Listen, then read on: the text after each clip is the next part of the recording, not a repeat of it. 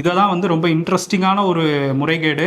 இங்கே உள்ள பத்திரிகையாளர்களில் நிறைய பேர் சொன்னீங்க, முதல் தலைமுறை ஃபர்ஸ்ட் டைம் ஓட் பண்ணுறவங்க எல்லாரும் மோடி தான் விரும்புகிறாங்க அப்படின்லாம் நீங்கள் தேர்தலுக்கு முன்னாடி சொன்னீங்க. அது எப்படின்னு நான் இப்போ சொல்கிறேன்னு சொல்லிட்டு 33,692 பேர் இந்த முதல் டைம் வாக்காளர்கள் ஃபார்ம் 6 ஃபில் பண்ணி வாக்களிச்சிருக்காங்க.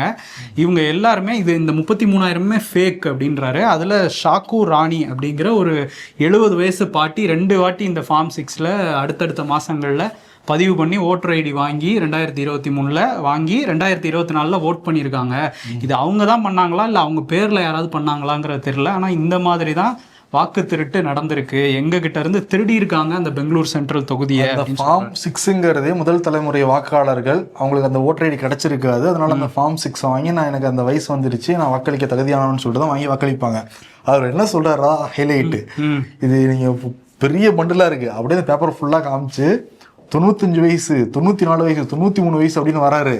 ஆனா இவ்வளவு லிஸ்ட்லயுமே 18 இருந்து 22 வரைக்கும் யாருமே இல்லைங்கிறார். ஃபோர்ஜரி தான் பண்றீங்க, முதல் தலைமுறை வாக்காளர் தெரியாம கூட ஃபோர்ஜரி பண்ணுவீங்க. அந்த அளவுக்கு வந்து நடந்திருக்குன்றாரு.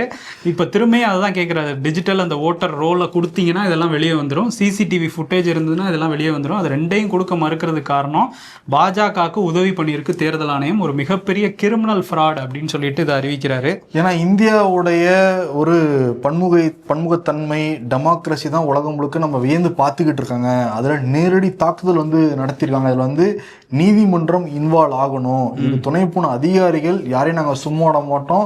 இப்போ நாங்கள் எதிர்கட்சியாக இருக்கலாம், நாங்கள் ஆளுங்கட்சிக்கு வரும் ஒரு நாள் வந்தாங்கன்னா அதிகாரிகள் மீது கடுமையான நடவடிக்கை எடுக்கப்படுங்கிறது ஒரு எச்சரிக்கை வந்து சொல்லியிருக்காரு ராகுல் காந்தி. ஆமாம், இதில் 25 தொகுதிகள் வரை நிச்சயம் மோசடி நடந்திருக்கு அப்படின்னு சொல்கிறாரு. இது ஒன்றுத்துக்கு தான் ஆதாரம் வெளியிட்டிருக்காரு. அந்த 25 தொகுதிகள் இல்லைன்னா இன்னைக்கு பிரதமராக இருக்க முடியாது மோடி.